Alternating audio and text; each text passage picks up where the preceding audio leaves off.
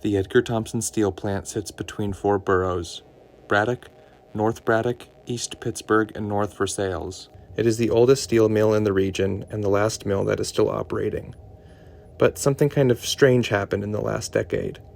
U.S. Steel leased land on the Edgar Thomson site to Marion Oil and Gas to establish wells for hydraulic fracturing, or fracking, a process through which oil or gas is extracted from the ground by injecting a mixture of water, chemicals, and sand at very high pressure.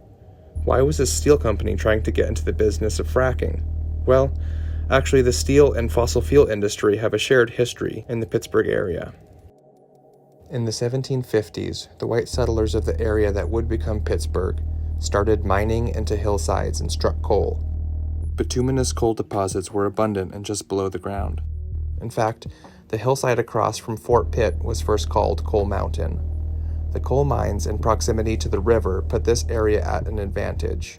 It was much easier to mine the coal and cart it a few hundred yards down the hillside to barges than in other industrializing areas where the coal had to be carted miles to the nearest river or canal.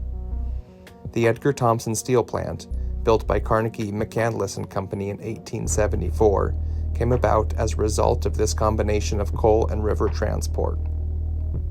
As the coal mining and steel industry increased production, the air quality began to decline. At the time, pollution of the environment was not viewed as a negative effect. Many saw smoky skies as a sign of progress and prosperity. However, many also opposed it. In the 1880s, the gas industry expanded rapidly, if only for a short while. After building a well on his property, George Westinghouse drilled into an extremely high-pressure gas deposit, which was estimated to be flaring at over 20 million cubic feet of gas per day. When the emerging gas industry caught wind of high-pressure wells in the region, it launched Pittsburgh into a decade-long gas boom which reduced air pollution as steel and other industries transitioned to gas as an industrial fuel. Unfortunately, gas didn't stay long in Pittsburgh, primarily driven by the steel industry's movement back to coal for its economy and stability of supply. Additionally, oil and gas deposits began to dry up in western Pennsylvania, but the railroad and river infrastructure that supported the coal, steel, and other heavy industries remained. In the 1940s, during the war effort, Pittsburgh's steel output ballooned, including production at the Edgar Thomson Steel Plant in Braddock. This marked the beginning of a 20-year period of the worst polluted and smoky skies in Pittsburgh history. The 1960s saw the rise of the environmental movement, marked at the national level with the signing of the Clean Air Act in 1963 and the establishment of the EPA in 1970. By this time, the steel industry in the region was beginning to decline, for a wide range of reasons, from reduced steel demand to a more competitive global economy. After decades of investing in infrastructure and supplying union jobs, albeit often with exploitative labor practices, the steel industry shrank to a shell of what it once was.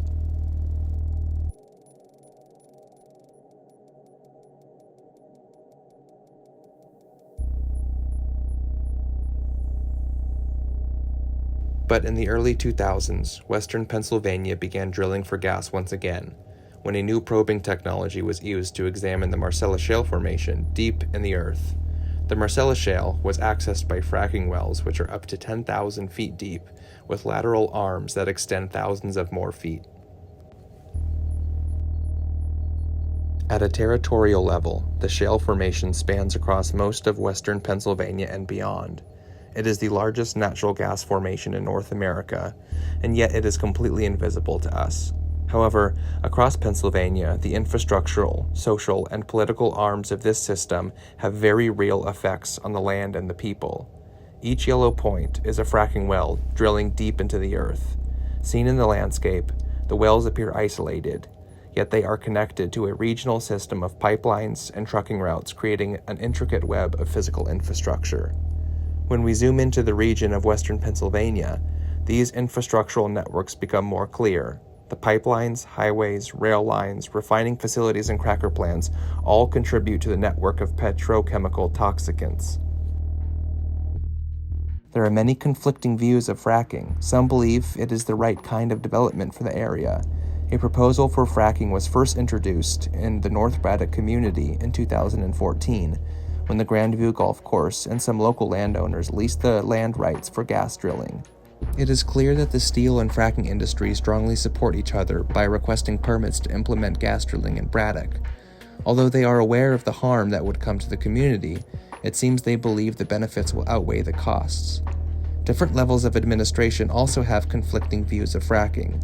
Many advocate for fracking, seeing it as a stimulus for the local economy. This attitude is also supported at the state level, with many subsidies allocated to the fracking industry. Yet, research reports from environmental organizations and academic institutions has shown that while fracking may bring short-term economic benefits, this kind of profit is not stable nor sustainable. But the harm that fracking will bring to residents around the wells is inevitable and irreversible. Meanwhile, some local politicians stand with communities to fight fracking by supporting the grassroots organizations.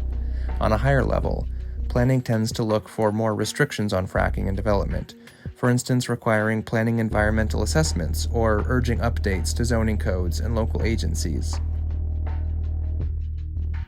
Braddock, North Braddock, and the other boroughs of the Mon Valley experience all of these tangible and intangible systems of toxic policies that continue to promote extractive infrastructural practices on a daily basis, all under the banner of economic growth. However, social resistance and community stewardship have strong roots in the region. We can see these movements persistently opposing and pressuring the systems of extraction. Folks have been protesting in the streets, online, near the fracking pads and in Harrisburg. This soft infrastructure of resistance and protests has led to new laws being written in Harrisburg, fracking pads decommissioned, or in the case of the Edgar Thompson site, Marion Oil and Gas are taken to court. With help from residents and local advocacy groups, North Braddock residents for our future successfully eliminated the threat of fracking in the spring of 2021, writing one more chapter in the ongoing narrative of Braddock and North Braddock's history.